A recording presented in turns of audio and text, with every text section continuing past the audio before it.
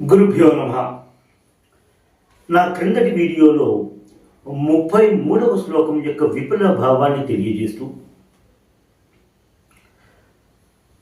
పంచదశి మంత్రమునకు ఆ మంత్రము మనుషులలోని పంచదశలను 5 స్థితులను 5 దశలను తెలియజేస్తుంది. కాబట్టి ఆ 5 దశలకు సంబంధము ఉన్నది. కాబట్టి దాన్ని పంచదశి మంత్రము అని అంటారని కూడా మనము తెలుసుకున్నాం. ఈ పంచదశి మంత్రానికి సంబంధించినంత వరకు ఈ మంత్రములోని మొదటి బీజాక్షరము కా అయితే, అంటే ఆ మంత్రము కా అనే బీజాక్షరముతో ప్రారంభం అయితే దీనిని కాది విద్య అంటారని, అదే మొదటి బీజాక్షరము హా అనేదైతే అది హాది విద్య అంటారని మన గ్రంథాల్లో కనిపిస్తూ ఉంటుంది. చింతామణి గుణ నిబద్ధాక్ష వలయా అని అన్నారు శంకర భగవత్పాదులు. అంటే చింతామణి గుణ, చింతామణులు అనేటువంటి ఉంటాయని, ఆ చింతామణులు వాటికి చింతలను తొలగించేటువంటి మనులు కాబట్టి వాటికి చింతామణులు అనేటువంటి పేరు వచ్చిందని కూడా మనం గత శ్లోకాలలో తెలుసుకునే ఉన్నాం. అటువంటి గుణములు కలిగినటువంటి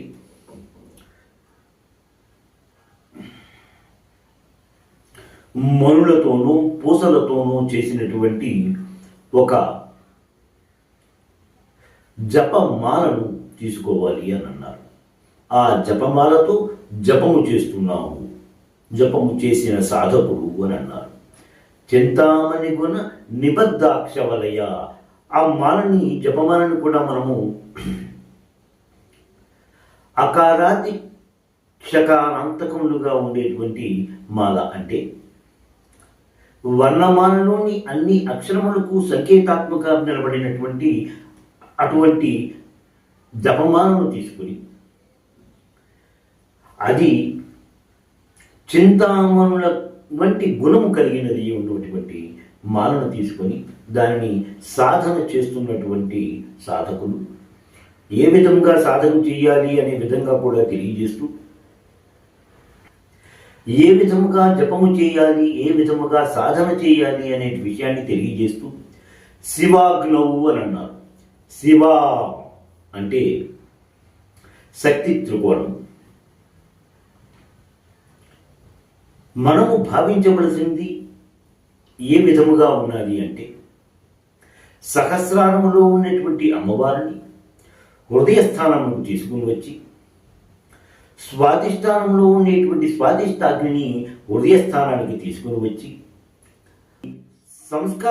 సంస్కరించుకొని, అంటే ఆ మనుషుడు తనలోని కామ క్రోధ మద మాత్సర్యములు అనేటువంటి దుర్గుణాలను అన్నిటినీ వేల్చి అందుకు ఆహుతులుగా సమర్పించుకొని తనను తాను పరిపూర్ణతను పొంది అతడు శుద్ధుడై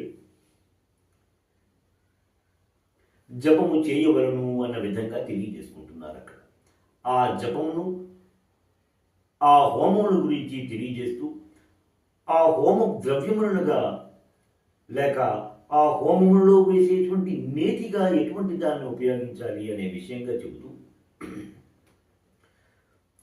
సురభికృత ధార అన్నారు. సురభికృత ధార అంటే ఎంతో పవిత్రమైనటువంటి హోమాన్ని నిర్వర్తిస్తున్నాం మనం. ఆ హోమ ద్రవ్యాలు కూడా పవిత్రంగా ఉండాలి అనే భావంతో సురభి అనేటువంటి పవిత్రమైనటువంటి ఆవు యొక్క పాలతో చేసినటువంటి నేతిని ఉపయోగించి ఆ నేతి ధారలతో మనము హోమం చేయాలి అనే విధంగా ఆ సాధకులకు తెలియజేస్తున్నారు శంకర భగవత్పాదులు. సురభకృత ధారా ఆహుతి సతేహి అని అన్నారు. అంటే ఆ నేతితో నోర్ల కొలది ఆహుతులను సమర్పించుకుంటూ జుహ్వంతా హోమం చేయవలను. అలా చేస్తూ త్వాం భజంతి, ఆ సాధకుడు నిన్ను సేవించుకుంటున్నాడు అనే విధంగా ఈ శ్లోకము రచించబడినది శంకర భగవత్పాదుల చేత. ఈ శ్లోకములో చెప్పబడినటువంటి సాధన లేక ప్రక్రియ అంతా కూడా మనస్సుకు సంబంధించినది. ఇది అంతా కూడా అంతర్యాగము, అంటే మనస్సులో చేయవలసినటువంటి ధ్యాన ప్రక్రియ లేక యోగ ప్రక్రియగా మనం గ్రహిస్తూనే ఉంటాం. ఇక్కడ మనం ఇందాకలో చెప్పుకున్నట్టుగా సహస్రారంలో ఉన్నటువంటి అమ్మవారిని హృదయస్థానానికి తీసుకొచ్చి స్వాధిష్టానాన్ని ఉన్నటువంటి స్వాధిష్టాన అగ్నిని హృదయస్థానానికి తీసుకుని వెళ్ళి అక్కడ మనం హోమం చేస్తున్నట్టుగా ఆ హోమంలో మన యొక్క ఉన్నటువంటి ఆ సాధకులలో ఉన్నటువంటి దుర్గుణాలన్నింటినీ వేల్చి అతడు సంపూర్ణముగా శుద్ధుడై అమ్మవారి ధ్యానం చేస్తున్నప్పుడు అతనికి శివోహం అనేటువంటి మహావాక్యమును సాధన చేస్తున్నట్టుగా మహావాక్యమును జపము చేసినంతగా అనుభవాలు ఫలము లభిస్తుంది అని శంకర భగవత్పాదులు తెలియజేసుకున్నారు. ఈ శ్లోకములో చింతామణి సురభి అనేటువంటి 2 పదాలను ఉపయోగించారు శంకర భగవత్పాదులు.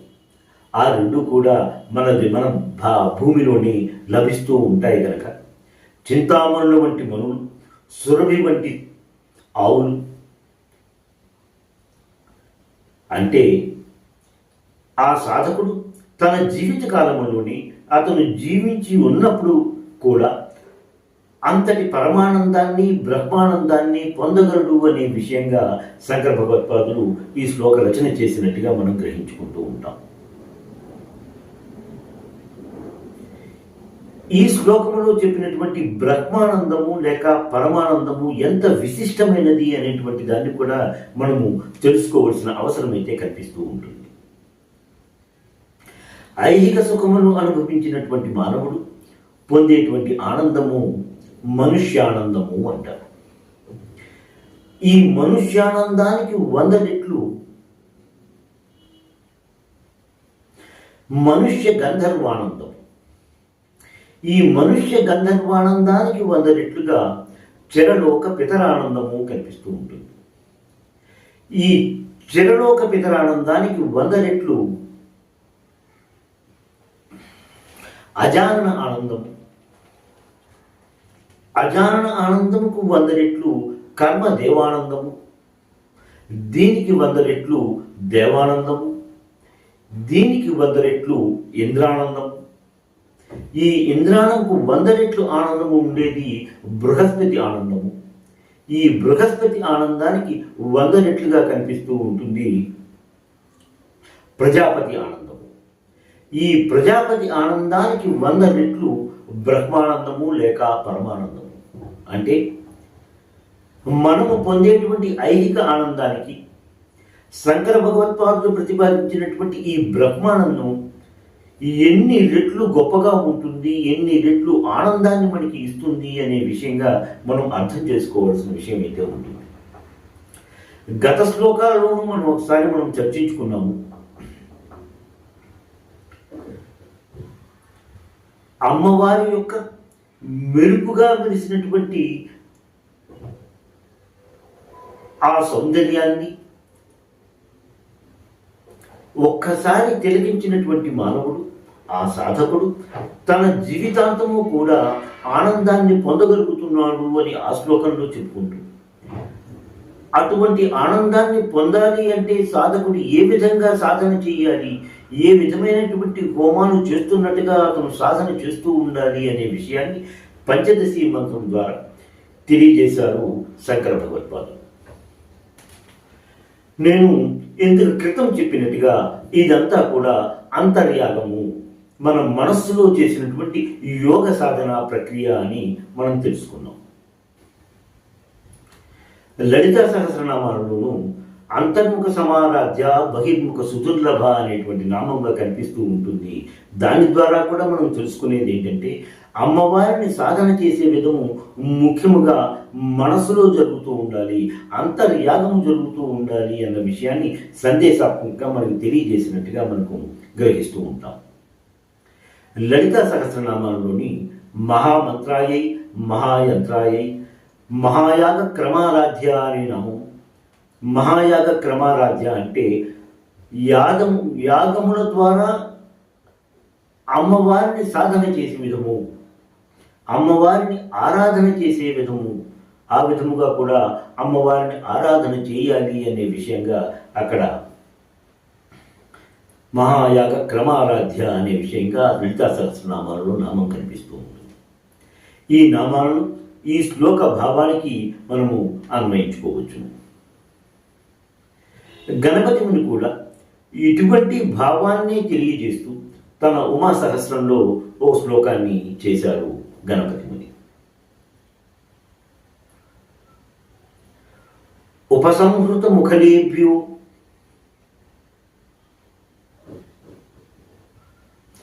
ఉపసంహృత ముఖలేభ్యో విషయేభ్యో నిర్నిమేష మంతకృష్టం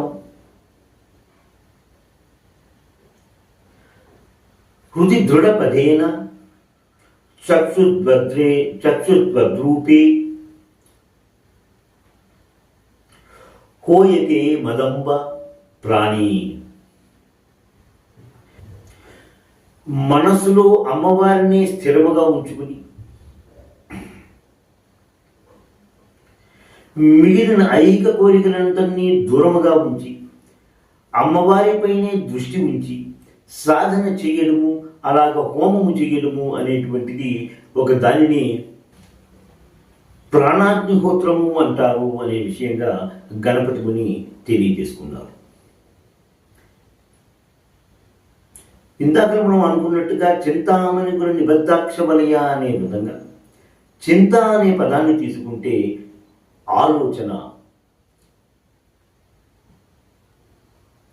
ఇది ఆలోచన అనేటువంటిది ఏ విధంగా ఉండాలి అని శంకర భగవత్పాదులు తెలియజేస్తూ నిత్యము అమ్మవారి గురించే ధ్యానం చేస్తూ అమ్మవారినే తన బుర్రలోని తన మనసులోని నిలుపుకుంటూ ఉన్న సాధకులకు ఇటువంటి సాధన చేసినప్పుడు దానిని ప్రాణాగ్నిహోత్రము అంటారు అనే విధంగా కూడా గణపతి ముని తన ఉమా సహస్రంలో తెలియజేసుకున్నారు.